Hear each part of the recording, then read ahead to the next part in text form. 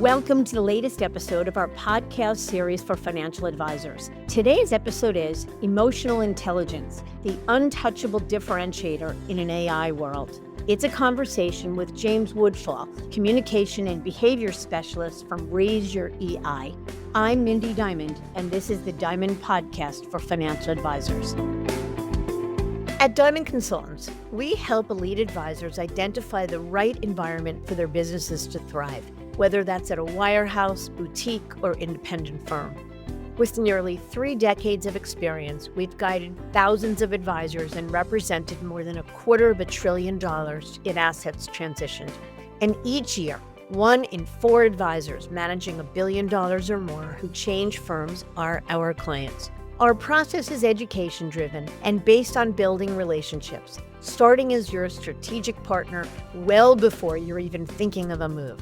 To schedule a confidential conversation, call us at 908-879-1002.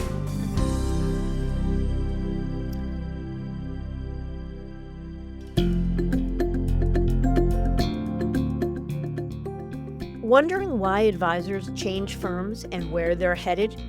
Are transition deals going up or down? Those very questions and more inspired us to create our annual Advisor Transition Report. It's the award-winning, data-driven resource designed for advisors that connects the dots between the motivations around movement and the firm's appetite for top talent. Arm yourself with the knowledge you need to make smart decisions. Download your copy at diamond-consultants.com/transition report.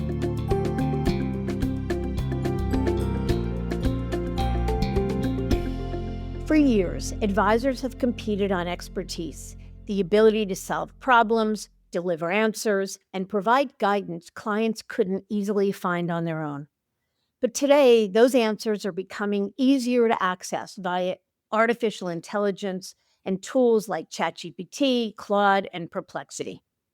AI can generate planning ideas, summarize complex topics, and answer questions in seconds. As the technology continues to improve, it raises an important question. If information becomes increasingly commoditized, what will clients continue to value most? My guest today, James Woodfall, is the founder of the training firm Raise Your AI and a former wealth management business owner. James now helps advisors, leaders, and organizations strengthen the communication and behavioral skills that drive trust, influence, and performance. Skills rooted in emotional intelligence, or EI, something that AI cannot authentically replicate. What's interesting about James's perspective is that he doesn't view emotional intelligence as a soft skill. He views it as a business skill, one that impacts how advisors build rapport, earn referrals, lead teams, deepen client relationships, and ultimately differentiate themselves in an increasingly competitive marketplace that includes human and machine-driven advice. Our conversation explores why rapport is the foundation of trust, how emotional intelligence can be developed like any other professional skill, and why advisors who learn to create authentic human connection may be best positioned to thrive alongside AI, not compete against it. Or as James puts it, remain untouchable in the face of a changing world. Because while technology may continue to reshape how advice is delivered, the experience of being understood, trusted, and guided by another human being remains remarkably difficult to replicate. So let's get to it.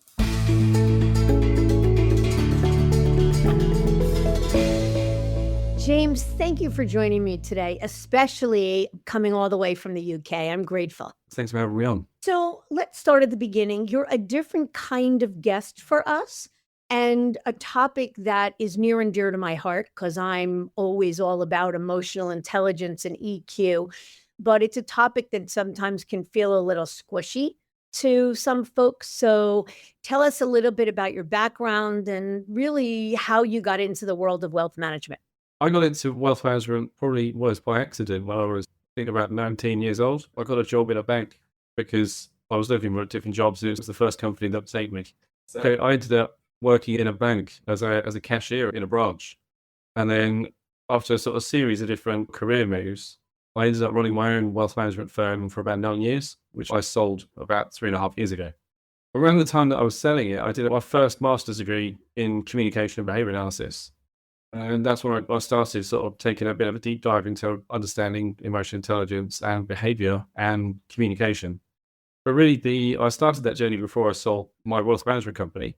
And really, the goal was, how can I become a better financial advisor to my clients by having a better understanding of their psychology, behavior around money, so that I could communicate with them more effectively, help them build better plans. So I had a bit of like a lot of people I speak to in wealth management, they fell into it. So, a lot to unpack there, and I'm fascinated by your story. Tell us a little bit about how you began to use or leverage emotional intelligence. You say you got into it and were fascinated by it because it was a way of helping your clients. So, talk to us a little bit about that. How did you begin to see the impact long before you started this business? To go back a couple of steps to that, when I started the business, it was very transactional. You sit down with the client, you sort of find out about what sort of assets they have, what type of plans they have already, and you look for kind of gaps where you can optimize things, or there's a product which they need which didn't have. But I moved kind of away from that type of service to a financial planning led service. So where actually before we get talking about, well, how do we structure your wealth, we spend a lot of time building a plan in cash flow modeling software. So the one that I used was over a company called Voyant. And effectively, I built a cash flow plan for the clients, which would map out kind of based on assumptions, what age they would reach financial independence. And then that would then move on to, well, how do we optimize your holdings? Now, what occurred to me pretty quickly in offering that service is that the outputs from that type of exercise are only ever as good as the inputs. So you're really relying on the client to be able to come up with the answers to the questions that you ask them to make the financial plan work. And in my experience, quite a lot of the time you sit down with these people and you ask them, imagine you're retired, what does an ideal week look like for you? So what I realized is actually I was asking clients a lot of questions which no one had ever asked them before, such as, if you're going to retire, imagine you're retired tomorrow, what does your ideal week look like? Very rarely do we get asked that day to day, especially not from friends, family members, certainly. So I went off and actually did a diploma in coaching. So I thought initially I want to become better at actually getting people to think about the future and think about plans. And in doing that, I kind of ended up wanting to take a bit of a deeper dive into understanding behavior at a higher level. So that led me on to, as I say, doing a master's. Impact on clients, though, is that I became, and me as well, is that I became a far better listener first. So I listened first. I stopped making so many assumptions as I found I had about people. And really, I think that changed the dynamic in terms of me constant, I suppose, dictating to people about what they should be doing. So, of course, that's what a good advisor does, isn't it? Is advice. You switch around into actually making sure you've got a deep understanding of people's hopes, fears, goals, dreams. And then ultimately you can help them better in terms of optimizing their financial plans and wealth. Yeah. 100% of what you just said speaks to me in a big way because that is 100% our philosophy. Most recruiters, I don't mean it disparagingly, but most recruiters in general are pretty transactional. They see a hammer, they see a nail. So a recruiter sees a financial advisor and he's a means to an end, to making a deal, to a transaction. And our whole approach from day one was never about seeing you, financial advisor, as a transaction, but rather first and foremost, wanting to understand what's important to you. And we get told all the time that we were asking questions that nobody ever asked them before. And I want to unpack it more because I love what you're saying. The goal, as far as I see it, is not just to ask a bunch of questions nobody asked before, but it's to ask questions as a means to an end. To start out by asking questions that make somebody comfortable, that tell them that you care about them. Then it's about asking questions that they've never been asked before, because the answers to a question like, how do you see yourself behaving in retirement, has everything to do with how much money they'll need to retire. So one informs the other. In our world, asking somebody, what are the things that spark you and what are the things that really don't? And what will you do with this information? And all those sorts of questions, or questions many people had never been asked before, especially if somebody was looking at them as a transaction. And yet, it's what deepens relationships, it's what creates trust, and it's what allows you to identify me as a recruiter, identify the best solution or the best opportunity for someone. So, do you agree with that? Is there anything that I'm off about? No, that's exactly the point. I think I'm asking better questions as a wealth manager talking to your client.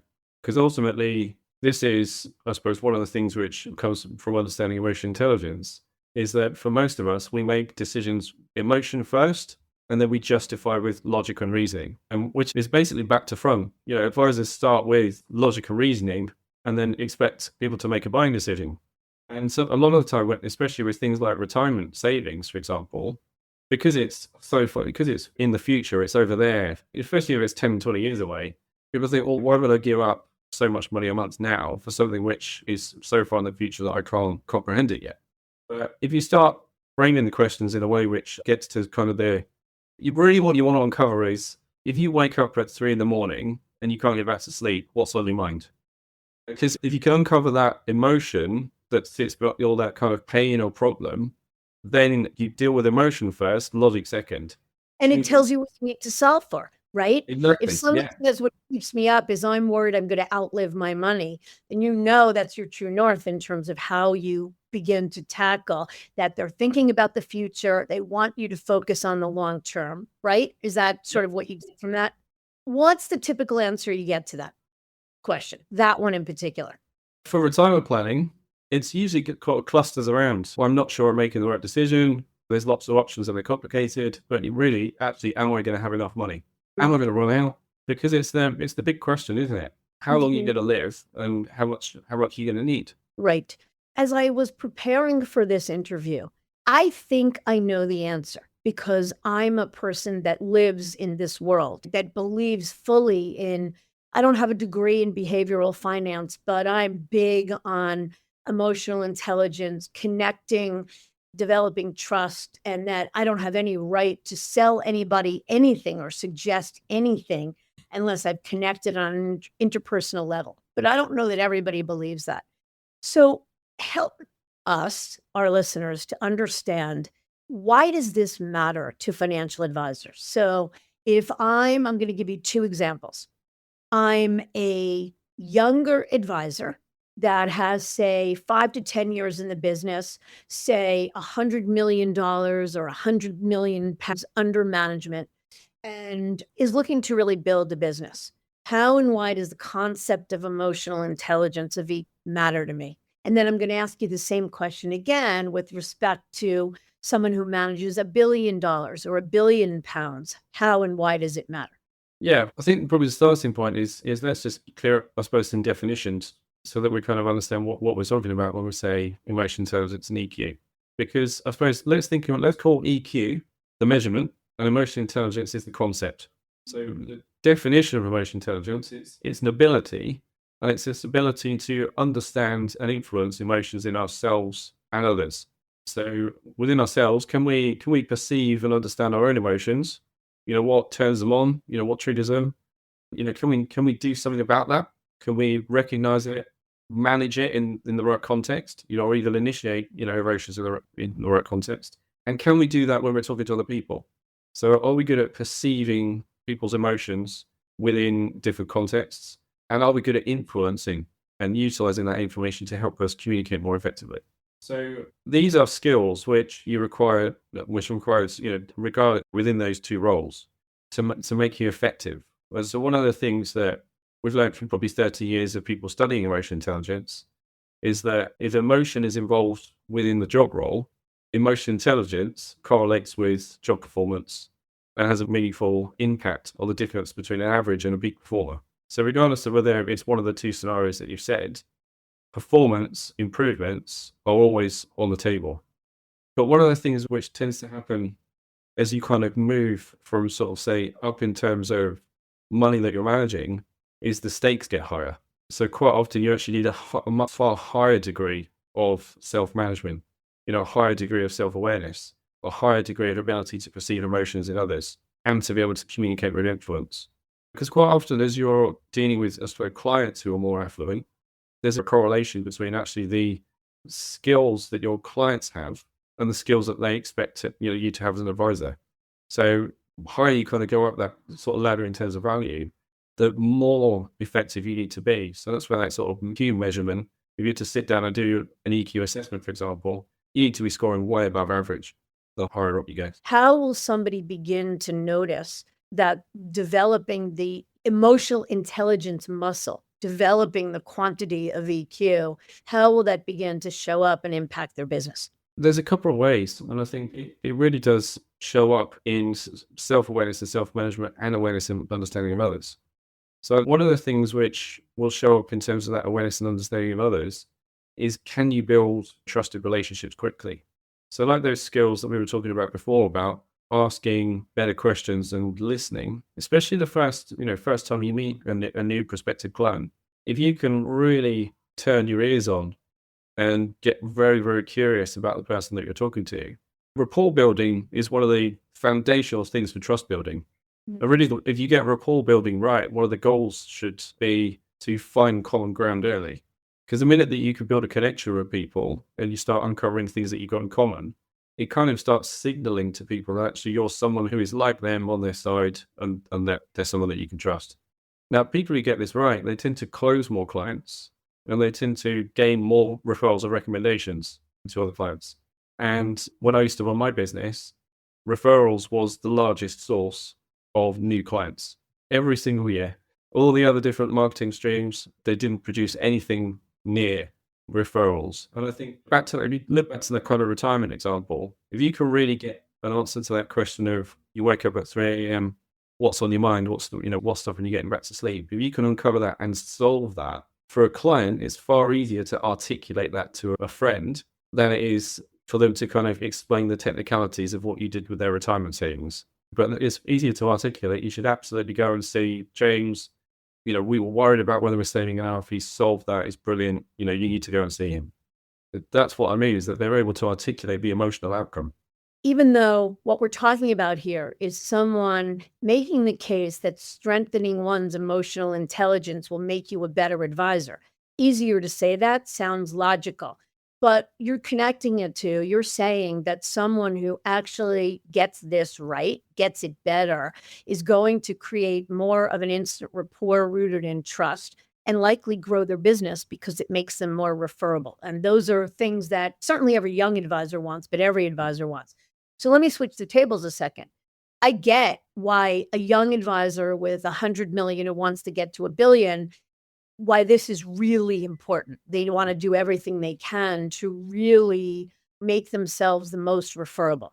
But let's take the advisor that's on the back nine, that has been doing this 30 years, manages $1.5 billion of dollars in assets under management, is growing by referrals, and it's an organic referral stream, like it's a business that feeds itself. So while everybody always needs to be in business development mode, they feel like they've cracked the code, they've got it covered. How and why does this concept impact a senior advisor, someone with a much bigger, more robust book of business? Yeah, it's interesting. So if we take a bit of a step back and look at kind of a bit about what some of the research says about the impacts of emotional intelligence, there have been some studies done within financial services about the impact of AI training on business outcomes. So there was a study done probably around about between sort of 2000 and 2004 with Ameriprise, and they put their agents through a year-long emotional intelligence development program. And it was interesting. They measured at the beginning of the program EQ, so what someone's EQ score was, but they measured things like health, anger, trait anger. So how often were people experience anger, stress and burnout. So they're measuring all sorts of things other than EQ, just to see what the impact of EQ training was. Now, EQ scores went up, sales went up, I think on average of about 24% across 4 cohorts. But things like stress, burnout, health outcomes, perceived health outcomes, if people are asked to rate, how do you rate your health? That went up. Anger, experience of anger went down because people become better at managing it. So as you look at the kind of example that you described, I would sort of say that as kind of as someone who's in that stage of the career where they may not have the capacity to take on more clients.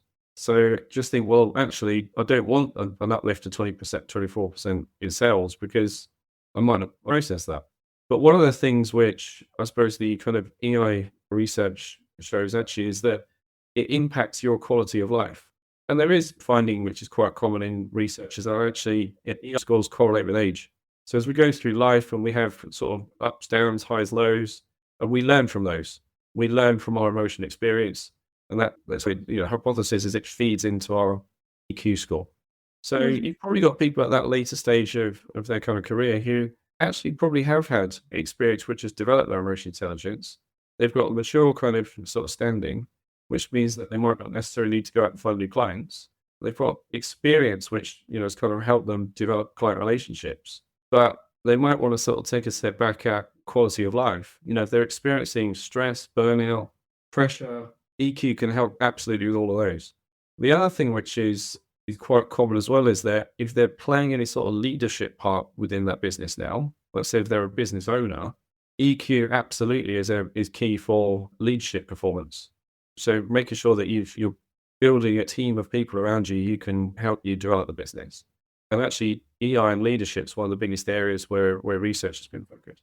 Yeah. But I think one of the other things we've got to say is that we've all got blind spots. It doesn't matter where we are in life. We've all got things that I suppose that we could be better at. And actually shining a lens on those and improving our sort of self-awareness is something that you can develop at all stages.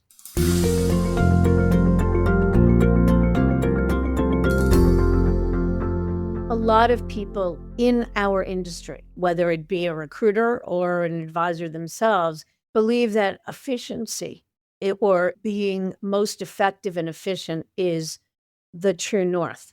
And that to ask what may feel like unnecessary or ancillary questions that don't directly get to help me to figure out what your asset allocation is so that I can grow your portfolio may feel ancillary. And so, is that one of the most common objections you get when somebody, say, comes to you and they're thinking about retaining you and they're Mm. wondering what the benefit is? Well, I think the people and firms I tend to talk to, there's a couple of common things that are coming to mind now. One is pressure around fees. So how can I make sure I'm articulating my value in a time where clients are more informed? They can go on AI and they come to meetings prepared with answers, and they're challenging back around the value that advisors can provide. So getting back, I suppose, and the answer is, funny enough, is actually if you've designed your service around a kind of a proposition which makes yourself easy to replace by someone else who can do it for the same or cheaper price, with the promise of better performance, or even in the years coming, a robo advisor, it's going to be challenging to retain and grow clients. But I'm not particularly worried about AI. The other types of firms that come to me is to say, look, we've identified actually that we need to think differently about our business model, what we do and who we serve, because it's going to be easier than it's ever been for clients to come up to do some of these things themselves. But absolutely what is untouchable, I think, is this ability to create a human connection, to sit down and discuss a range of different options. Do I do X? Do I do Y? What are the trade-offs if I choose that over that? And to uncover those things which, as I said, really keep people up at night and solve for them. I think it's going to be quite hard to replicate that digitally. So I want to get to and that you hit the nail on the head, and I want to delve deeper into it.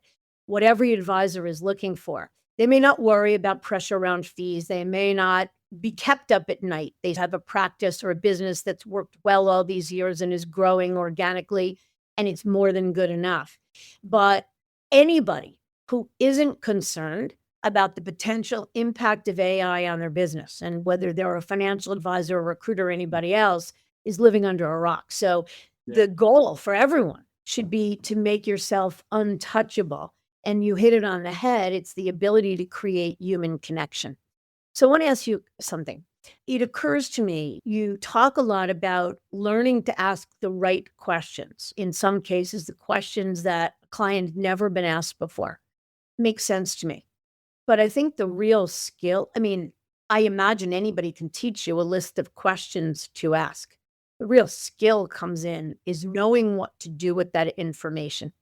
So let's assume that an advisor says, you ask that smart question, what keeps you up at night? What do you think about at 3 a.m.? Pressure around fees. I find clients asking me, prospects asking me all the time what sort of value I can add, whether it be in the land of AI or competitively, whatever it is, pressure around fees. What do you do? So you've asked the smart question, but what do you teach? What do you do with that information? It's a mindset, I think, because having just say a list of questions, I don't think is really helpful to any advisor when you're training them. And yet, I find I do get people who say, "Well, look, what questions should we ask? Have you got a list of questions that you would ask?" I kind of hold back giving those out because I think that that's what I would say. As it's not necessarily going to land the same way you say it. The mindset I'm trying to teach advisors is to adopt a kind of a curious mindset. So not asking questions for questions' sake, but if I'm talking to someone, or what I want to do is I want to understand, how are you thinking? How do you see the problem? What assumptions are you making? What things do you believe which maybe don't line up with how things are in reality, or goals, objectives, or whatever it is? So I'm trying to understand how you think, and that requires not asking questions off a list of great questions to ask. Comes off of understanding the format for that is utilizing open questions to gather information, to check assumptions that might sit behind them, because actually understanding those assumptions is really, really useful. And to then summarize and play back to someone that you're talking to, so that you can demonstrate that you're listening and you deeply understand them, and being able to sort of summarize and be able to sort of succinctly put their words into kind of well, what do we do next about this? Yeah, and why does it matter? I love that, because what I always say is it's art, not science. AI could give you a list of, if I put in the topic of emotional intelligence and give me a list of 10 smart questions to ask relative to X, what are the questions I would ask someone from an emotional perspective that demonstrates I have strong emotional perspective relative to pressure around fees? AI could spit out the questions. But I think you're 100% right. The real key is being a good listener and meeting someone where they are.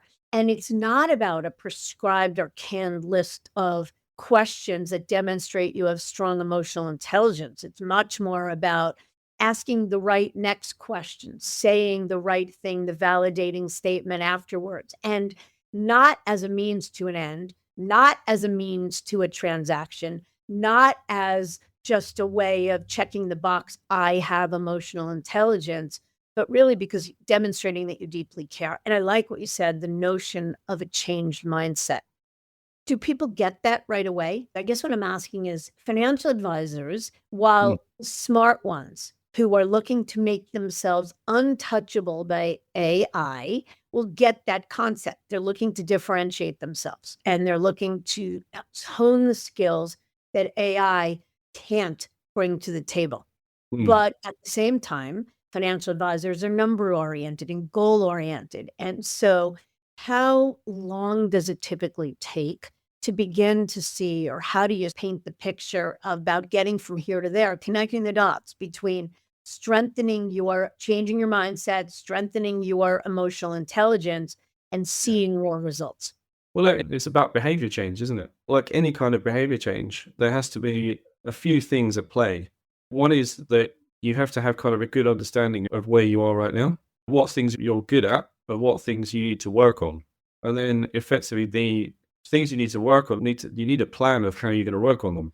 So then commonly how you develop these kind of relational skills is that you need to be able to get close to, what does the kind of goal look like? Where am I headed? If I get this right, what's it going to look like?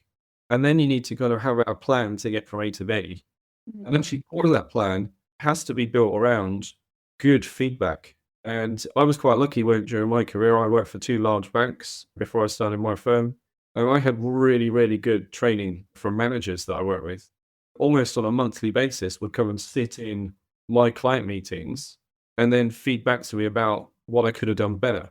And so actually, if you're going to really commit to developing, I suppose, relational skills and becoming more emotionally intelligent, you need help from someone within your firm or externally to come in and actually observe you by trying out new things and giving you feedback. Now, of course, you could do some of that yourself. If you're doing a virtual meeting, you could hit record, play it back, be your own analyst. But quite often we can't see that ourselves. But if you've got, say, a third party, they can watch you in action quite quickly. They can hone in and say, well, actually, you could have asked a different question here, or actually, if you'd phrased that like this, you might have got a bit more information, or the client closed down when you asked that question. So actually, then you start to create that behavior change. So feedback, I think, is one thing, but actually aligning it with really values, I think. So one of the things that I suppose is quite important for behavior change is that we're motivated to do things when we strongly believe it's the right thing to do. So I think, which is why it can be quite difficult for a firm to bring in with a team of advisors and say, well, we're going to roll out emotion intelligence training. Because you'll get some advisors going, this is brilliant. I'm right. I roll. I would imagine eye roll is it can be a lot of the response, right? You get a lot of resistance because some people see it as a criticism and just think, well, actually, I'm good at that. I don't need training in that. Thank you very much. And because if efficiency and getting to a goal is the true north, I mean, I think the mindset shift you're talking about is going from believing that getting to the goal by just asking the right numbers and dealing in data, changing that from it's about building a relationship, which ultimately will impact the amount you manage and how you grow and how you connect and all of that stuff. Yeah. But for people that are goal-oriented, linear in their thinking, I imagine this can be not just felt as a criticism, but hard to embrace. Oh, yeah, no, I think we kind of view the brain as a kind of a black box. I do get people I speak to, they go, mental health isn't real. And, all of this is psychobabble. But from the people that I've heard feedback from, and this is even for people I haven't trained. I wrote a book about 18 months ago about the topic, which talks about kind of emotional intelligence within the 5X context. I've had people contact me on LinkedIn and say, look, I read your book. I've been following your content for a while. I've put some of the ideas to work, and I'm now getting my manager and their manager contact me and saying, what are you doing differently? Because all of a sudden they're opening up conversations with clients that they couldn't before, doing business with clients where they couldn't before. And all it is that this kind of focus on the client, the relationship, building that connection. And all of a sudden you start seeing that, convert into more sales opportunities. Yes, and more yes, because that's always been our philosophy, my philosophy from starting the business and our philosophy, and I couldn't agree with you more. You articulated it probably, as did it. I got to it instinctively. You have research behind it, etc. By the way, for our listeners, we will link your book in the notes for this episode if anybody's interested in buying it. But you hit the nail on the head. Or you took the words out of my mouth in terms of next question. Who are your clients? Are they individual advisors? Are they independent RIAs? Are they Morgan Stanley and Merrill Lynch? And what kind of work do you do for them?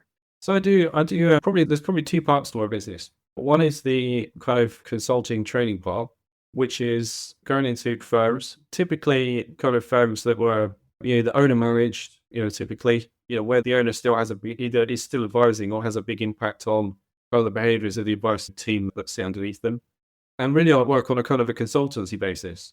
So rather than kind of go in and just, provide EI training, what I do is effectively start with understanding the business. So exactly as I've been talking to you about the process I used to follow as an advisor, it's the same process I follow when I'm working with practices. Is I want to find out what's going well in the business. Where are the blockers? What's not going so well?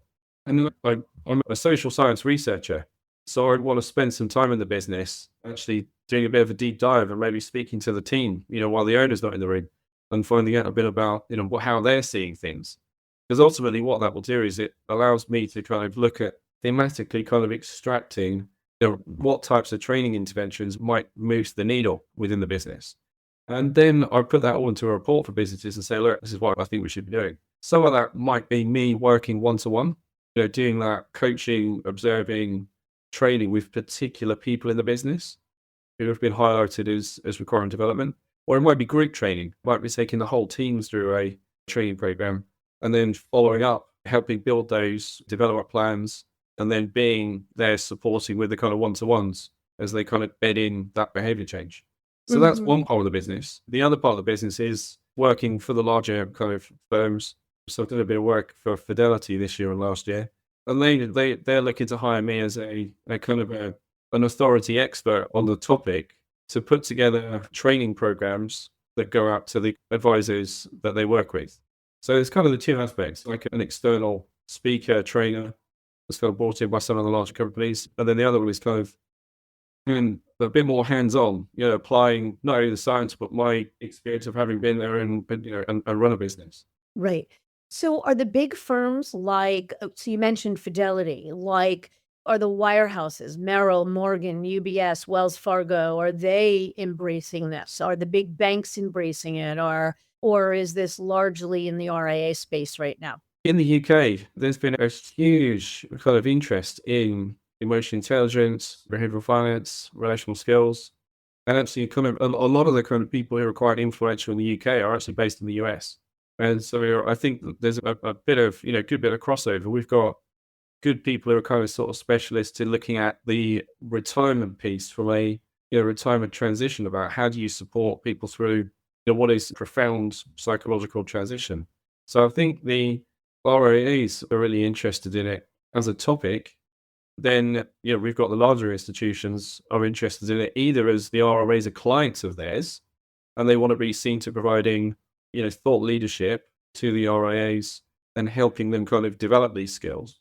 But also we've got, some quite large companies kind of in the UK now who, like the banks, for example, the banks on the whole exited the advice market in around about 2012, 2013. And then this year they're starting to come back. So they've had 15 years, nearly out of the market. And they're coming back because they're spotting an opportunity for face-to-face advice. So I think actually, it's a hot topic now. And I think kind of all segments of the market are looking at how do they develop non-technical skills, to help them succeed in the future. Can someone who was not born with strong EQ, can they learn this? Absolutely. One of the interesting things about EQ is it's not like IQ, for example. IQ, is our sort of cognitive ability. There was some good research that was done probably about, I think, 2016, which looked at, do you remember all those sort of brain training apps? Like if you do Sudoku, do you get smarter? You get better at Sudoku, but it doesn't translate into performance on another, you don't get better at crosswords from doing Sudoku, for example. So the IQs are pretty much fixed, and there's not a lot we can do about that. But EQ has been shown to be a trainable ability. So regardless of where you are now, if you understand your strengths and weaknesses and put a plan together for improvement, everyone has the ability to improve their EQ. And it's not like personality, for example, where it's quite hard to shift the dial. Like let's say if you're quite strongly introverted and you find social situations difficult, if you kind of took that approach and said, well, look, can we make you extremely extroverted? The answer would be, well, probably not.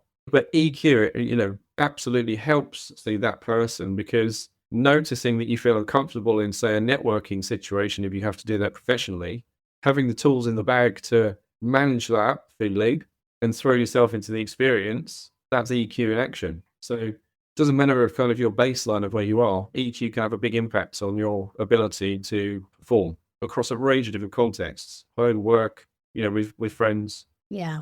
Let's talk about your comment that EQ, or strong emotional intelligence, is what can make an advisor untouchable by AI. And I assume the premise being that I can't replace human relationship. It may be able to come up with the questions, but at least for today, it lacks the ability to know what to do with that information and to create the human connection. Talk to me more about that. How Yeah, and why is that? I mean, is that part of why people are coming to you, because they're worried about AI encroaching on their business? where we are at the moment is actually AI. Let's look at healthcare for a second. Chatbots in healthcare have actually been outperforming humans in some respects. So there's a type of therapy called cognitive behavior therapy that's been run with AI agents and patients. And as researchers have shown that actually disclosure has increased when patients are speaking to a chatbot. Because cognitive behavior therapy is like, it's guided, it's a method, it's a methodology to it. But disclosure increases. And this theory behind that is that people open up more when they don't feel like they're being judged by another person. So that's interesting, because that's sort of saying to us, well, actually, people are trusting AI agents. They have it quite very, very personal information. And people are already kind of getting that feeling of empathy with AI agents. Because if you tell an AI agent something deeply personal and it says, that must have been really difficult for you, for example, Yeah, it you'll does get, that well. yeah, It gives you wonderful feedback about how great you are or what a smart question you just asked. yeah, but it's synthetic. It's not real empathy. It's synthetic empathy. Whilst we might feel actually we get that feeling that we're being understood, it's not real. And I think the advisor's edge is look, I think where we might end up with this is that if you kind of take a step back and you do this kind of exercise of what's my ideal client, the ideal client is, I think now is someone who is still time poor. So yes, an AI agent might be able to interview you, build a financial plan, but do you really want to spend the time doing that? Or do you have any inclination to do that? No. Well, that's a perfect client who would hire an advisor. They value human relationships.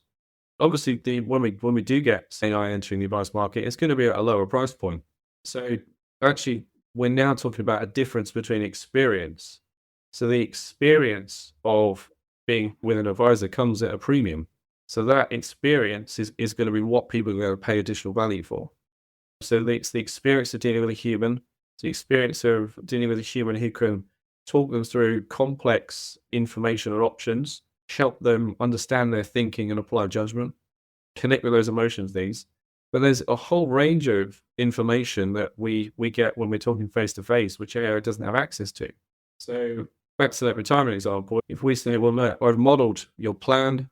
If we do X, Y, and Z, you're not going to run out of money when you retire. You're going to be okay. And then the person, usually what they do is they sigh with relief, which is actually the emotion of joy. Relief is actually happiness. So that sigh of relief and the sort of softening of muscle tension in the body that you see when you're face to face with another person, AI doesn't get that data. And how powerful is that? So why does that matter? If I say, I have X, I need Y, I have X number of years until I retire, will I have enough money to retire the way I want to? AI can spit that answer out faster than any financial advisor. And it'll come back, hopefully saying yes. They'll know that I will experience relief and joy because I'll write back saying, great news. It'll say, yes, that is fabulous news. It'll tell me why I'm relieved and all that sort of stuff. So why does that matter? I think fundamentally it comes back to trust. For those people who can get that quick answer, they'll go, yeah, that's great. But there'll be some people who kind of go, yeah, fine, I'll take that answer at face value. There'll be other people who go, well, what if you made a mistake? Quite interesting that actually people will get the same answer from a human advisor and they'll trust it more.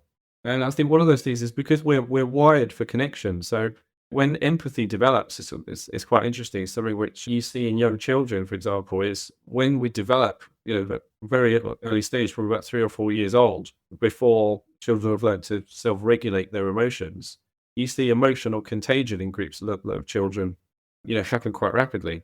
You get one child who, say, gets a toy taken away from them and starts crying, and then all the other children at the same age in the nursery start crying. Now, none of those other ones are crying because they're sad. They're crying because we have these things called mirror neurons, which means we pick up and mirror the emotional state of people around us. So you actually get an experience of shared feeling. And especially if you've got strong rapport, strong relationship, you actually share emotions of the people that are around you. Now, of course, as we kind of grow out of that developmental stage, we learn this ability to understand that actually what we're feeling isn't happening to us; it's happening to someone else. But have you ever been, around?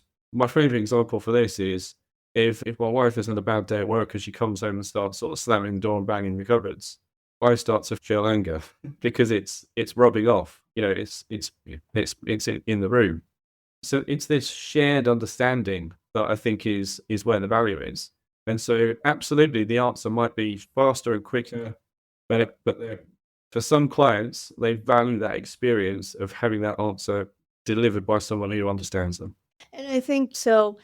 The point is that there will be clients or prospects that will value the efficiency of AI, that don't necessarily need the face to face, that don't necessarily, they just want the answer. They want the answers to the test. They don't care how you got there. But what you're talking about is finding the clients that really value the human connection. And if that's what, in fact, is going to make advisors untouchable, then they need to make sure that they really strengthen this skill. It's not just the answer, but it's the whole experience that's wrapped around that. So obviously last year, and my wife took me to a restaurant and we had a lovely, lovely meal. And on the menu, there was this cup of coffee.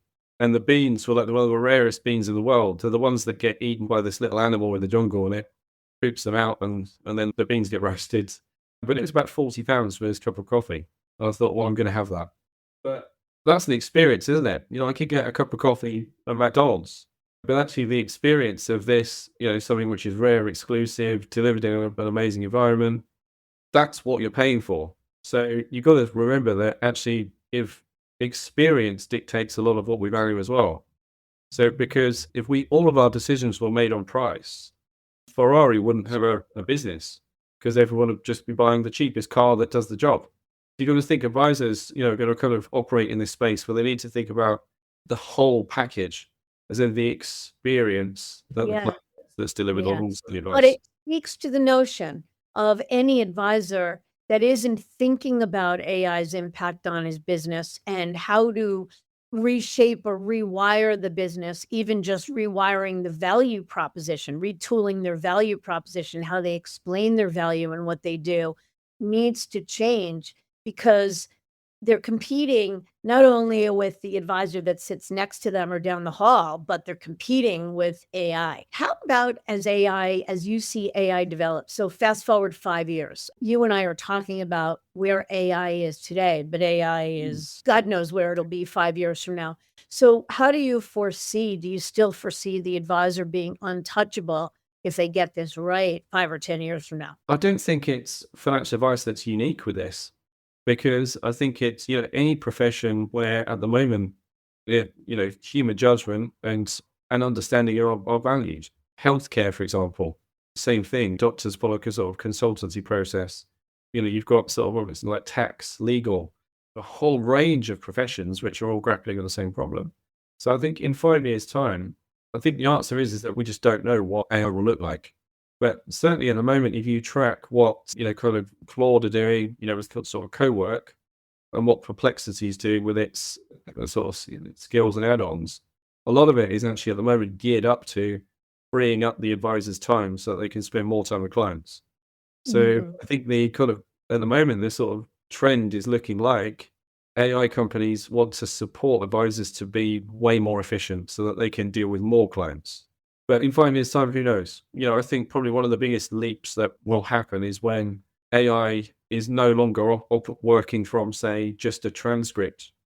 If it gets out to that kind of chat where you can actually kind of interact with an AI agent like you and I are talking, I think that's going to provide a different experience, because then you're moving it from, as I said, that kind of structure where someone is sat there tapping away at a keyboard having a conversation with a chatbot effectively, to actually having a conversation with an embodied agent, with a face, gestures, a voice.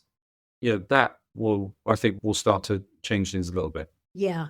Well, it will be an interesting future for sure.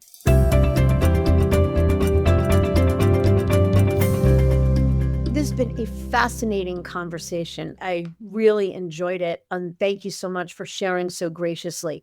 Is there anything to wrap up that I didn't ask you that you would want an advisor to know about this concept or anything you're thinking about? I think we've taken a pretty, a broad sweep and then a deep dive into certain areas. More on RMA. I think really probably how to get started. I think probably one of the, I mean, you mentioned obviously, I've got a book that I think you share the links to, which is fantastic. Audiobooks available to that as well on, on Spotify or wherever audiobooks are listed. But I think there's a lot of good advice in that about how to get started. So I think, for people who are looking at kind of that next step of what do we do, it'd be, pick up a book and have a bit of a deep dive. If you want to skip the book and come straight to, having a conversation with me, then I write a weekly email, which goes out once a week, which is just my news on the topic. So very much like, we've been talking today, I share ideas on that once a week, or on LinkedIn, I'm around on LinkedIn as well. Good. Well, we will link all of it so everyone knows how to find you. Thank you again for being so gracious. Love the topic, love the work that you're doing, love that there's a need for it, and can't wait to see where you go from here. Brilliant. No, I enjoyed it. Thank you. Thank you.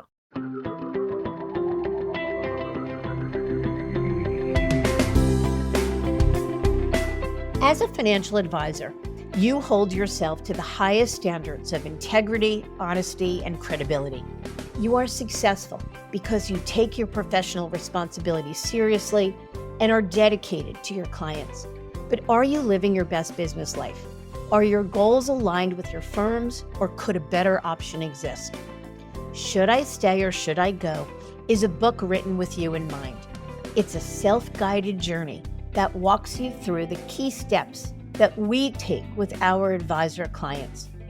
This strategic thought process and roadmap to professional self-discovery is designed to help you ask the right questions and think critically and objectively, whether you're considering change or not. Learn how to get your copy at diamond-consultants.com/thebook.